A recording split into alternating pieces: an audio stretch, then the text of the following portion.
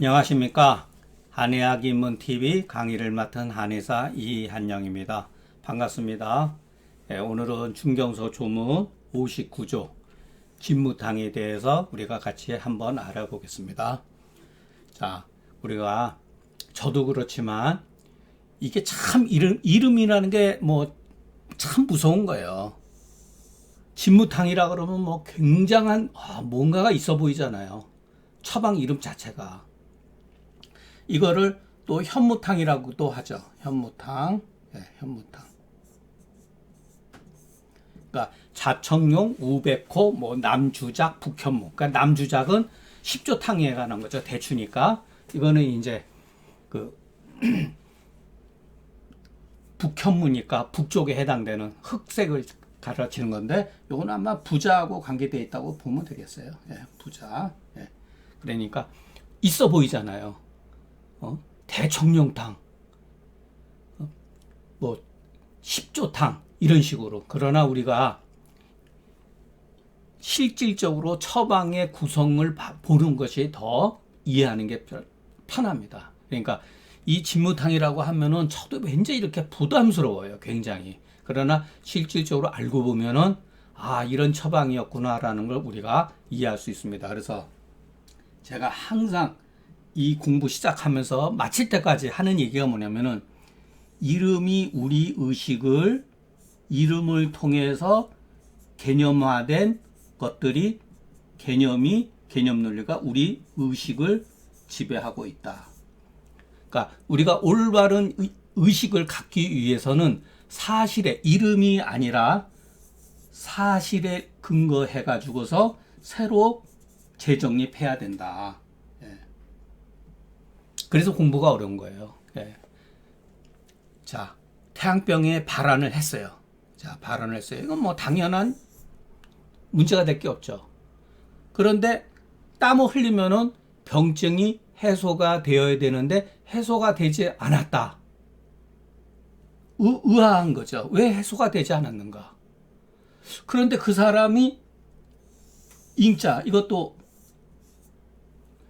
속된 말로 우리가 이런 소리예요. 오히려 이런 소리거든요.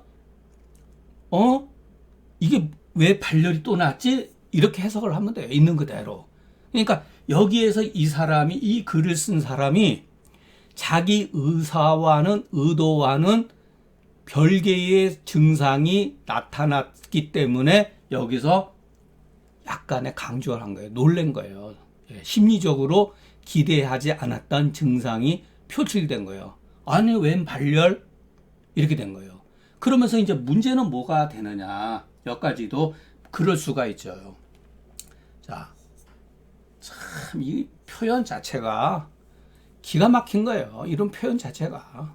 금계요약 같은 경우 간혹가다 저도 보기도 하고 그러는데, 금계요약은 이와 같이 병세, 병상, 병정에 관한 증상이 아니라 그냥 개별적인 증상만 나열해 있는 게 부지기수예요.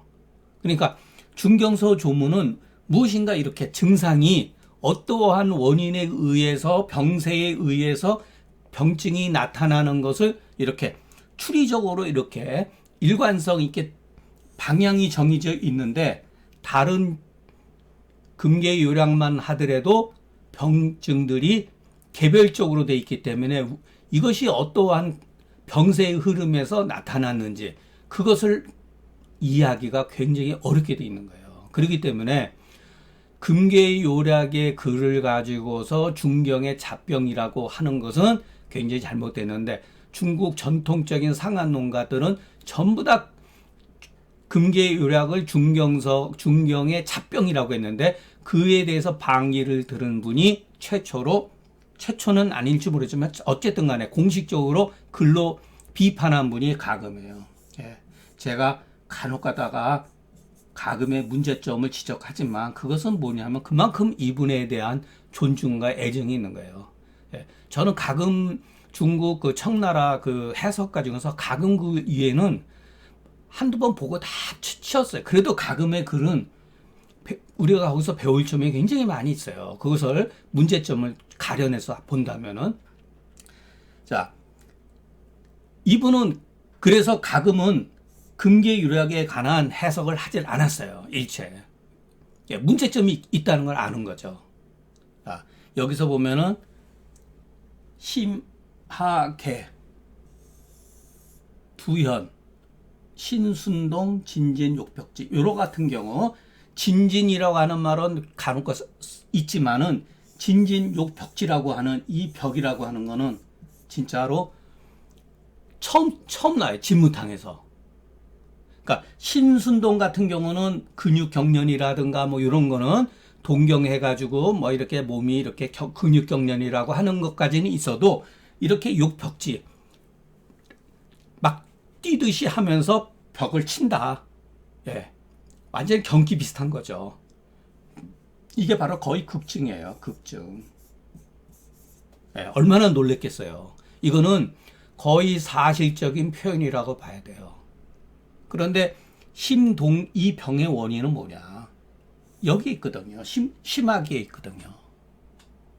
그러나 제가 처음에 예전에서 말했지만 하계의 원인은 거의 우리 몸에 동계를 일으키거나 어떤 경계증을 일으킨 거는 대부분이 수분 변조예요. 수기 변조. 간단한 거예요. 이것이 수가 진동을 일으켰을 때 이게 진동이죠. 진동 현상이죠. 수기가 진동 현상을 일으켰을 때 우리 몸에 이와 같은 정도로 극증이 나타난다는 거예요. 이럴 때 진무탕을 써라. 굉장히 뭐 있어 보이잖아요. 진무탕 하니까. 그러나 어렵게 볼 필요가 없다는 거예요.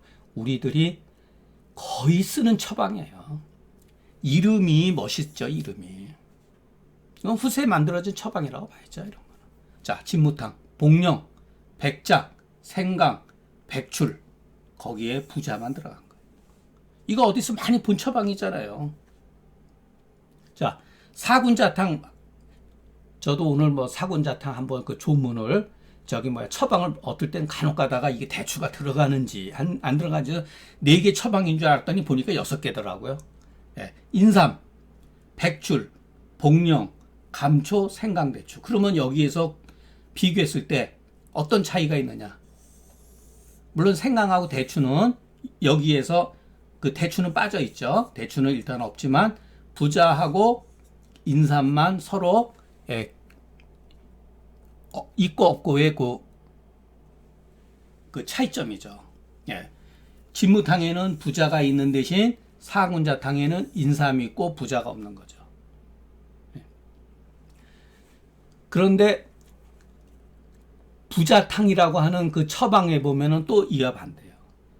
부자탕에는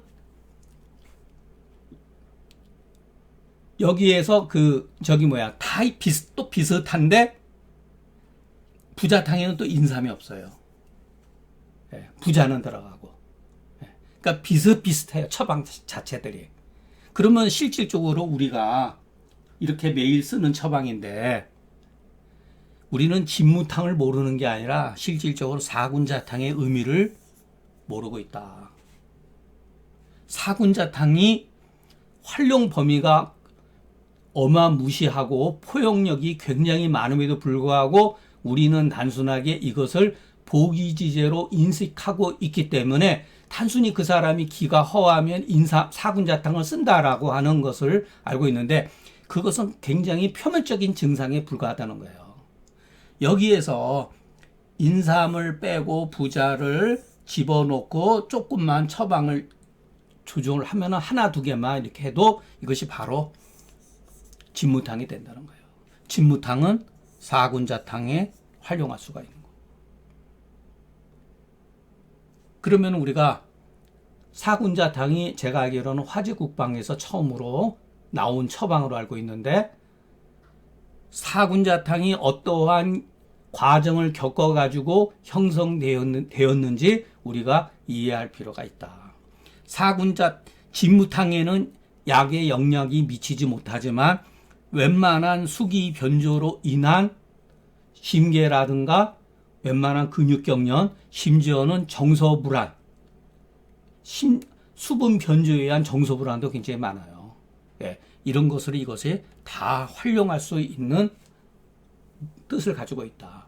그 여기다가 무슨 뭐 반화라든가 향부자라든가 무슨 뭐 이렇게 우리가 보통 말하는 그 해기지제라든가 해울지제라든가 일종의 그 기제라고 하는 것들, 진피라든가 이런 것 쓰면은 정말로 훌륭한 아주 수분 변조에 우리가 편안하게 쓸 수 있는 증상이죠.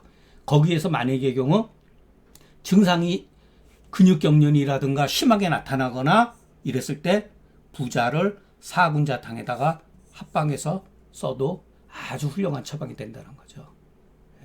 그러니까 진무탕이라고 하는 이 이름에 우리가 두려워하지 말고 편안하게 사군자탕에서 진무탕을 이해하는 시각을 키우는 게 오히려 더 편하다. 임상에 있어서 도움이 많이 된다. 예, 그렇게 한번 생각해 볼 수가 있습니다. 자, 태양병 발안의 신순동 욕진 진진 욕벽진은 그러니까 이거는 이거에 대해서 굉장히 극증으로 변한 거죠. 예. 자, 이와 같은 것은 사람 누구나 나타나는 극증이 아니다. 그러니까 발하기 어려운 극증이 이거를 그러죠. 발안했다고 그래가지고 생각을 해보세요. 우리가 여기서 공부해야 될 거는 자, 발안했어요. 발안했는데 이와 같은 극증은 누구나 다 나타나기 쉽지 않은 극증인데 이것이 갑자기 돌연히 나타난 사람은 어떠한 부류의 사람이냐. 발안 한번 했다고 이렇게 될까요?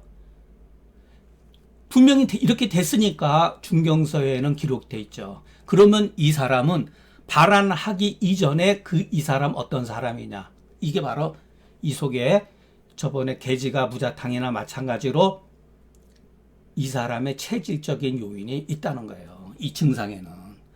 그 사람은 본래 망양으로 수기가 저축되어 있는 것이 잠재하고 있었던 사람이에요. 원래가.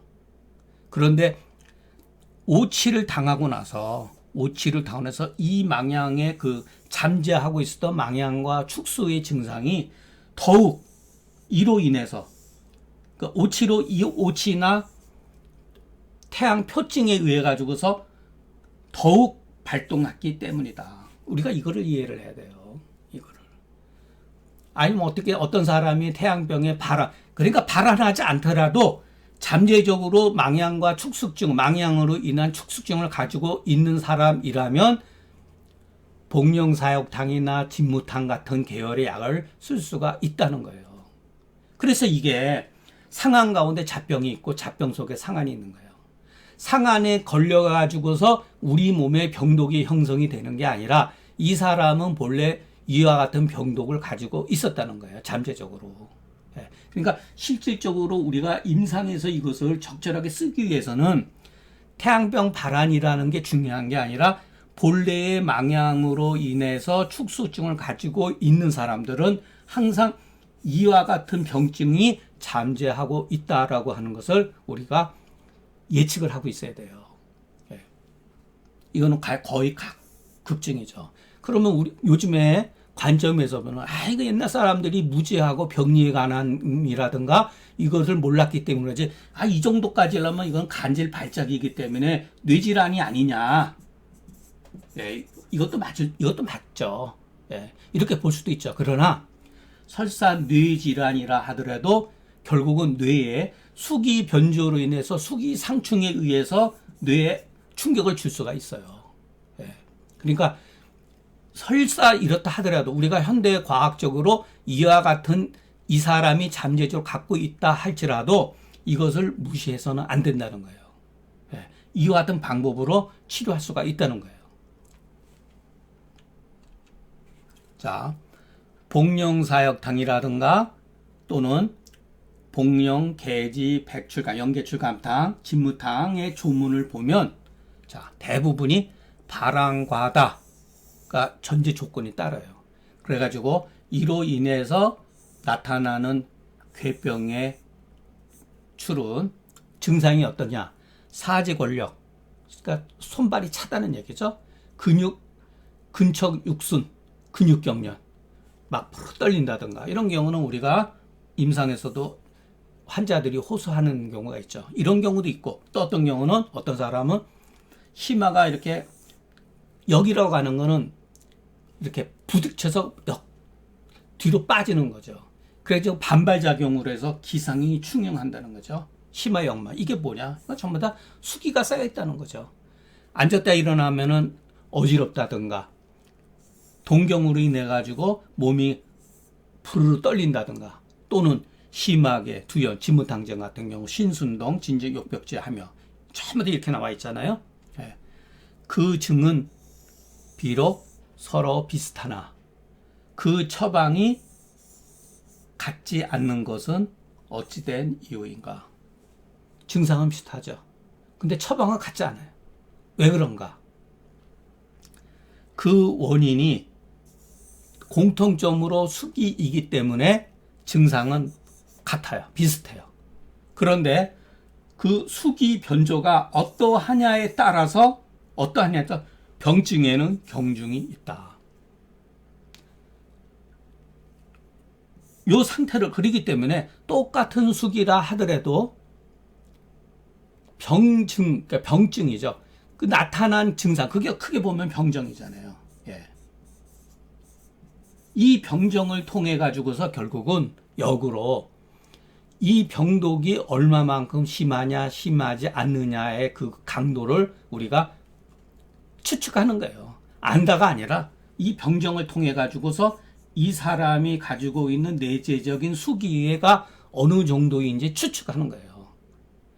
심하게 근육경련까지 가지 않으면은 부자 같은 경우는 잘 안 쓰죠. 예. 그러니까 그 기준을 병정을 통해서 알 수가 있다는 거예요.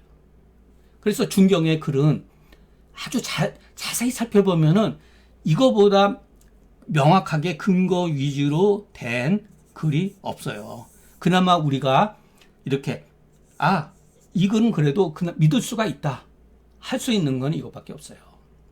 금원 사대가는 주로 어떤 방식으로 쓴 이와 다른 방법이에요. 그것은 하나의 그 자체도 물론 무시할 수는 없지만,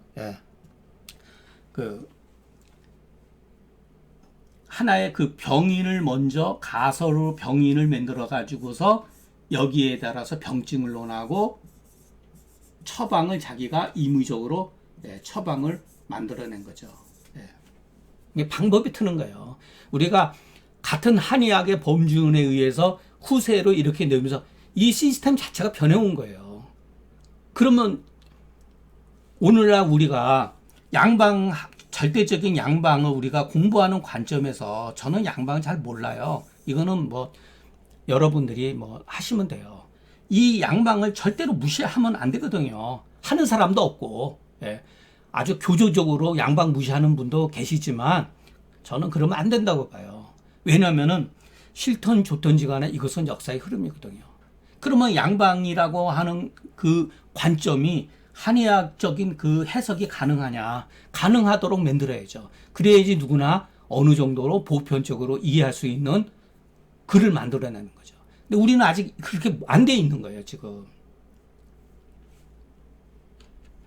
자, 그거는 제가 걱정할 일도 아니고 제 능력 밖의 일이기 때문에, 자, 심화만, 협화만은 결국은 이와 같은 중경에 표현된 증상이 뭐냐? 심화만, 협화만은 수음이 정체되고 있는 상이다. 충용두연이라고 하는 건 뭐냐? 수기가 상역한 상이다. 수기가 상역하고 이거는 정체했다. 진진이 요자는 뭐냐? 수기가 동경하는 것 같은 상이다. 진진욕병, 이거는 갈수록 더 어떻게 보면은 심해지는 거죠. 진진욕병 극직장은 복음이 충역한 상이다. 이거는 대충 그 고방가들이라든가 중국 그 상한론자들이 다 얘기해 놓은 거예요. 이게 조문에 다 있는 내용이죠. 제가 나름대로 그냥 표현한 거고, 표절이라고 하면 표절일 수도 있지만은 이건 너무나 당연한 그 그 입장에서는 해석하는 데 있어서는 이것이 비교적 합리적인 해석이기 때문에 그 뭐 저도 그대로 이것은 따라갑니다. 모든 옛이나 오늘날 모든 의사들은 진무탕 방위는 자 복기양 행기수라. 이거 대표적인 얘기예요. 양을 보고 나면서 수기를 행한다.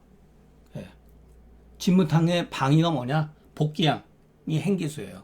근데 제가 누차 말씀드렸지만 저는 나는 뭐라고 생각하느냐 하면은 복양이 행수, 양을 회복시키고 수기를 구축하기보다는 하기보다는 차라리 축수의 복양이라고 나는 본다.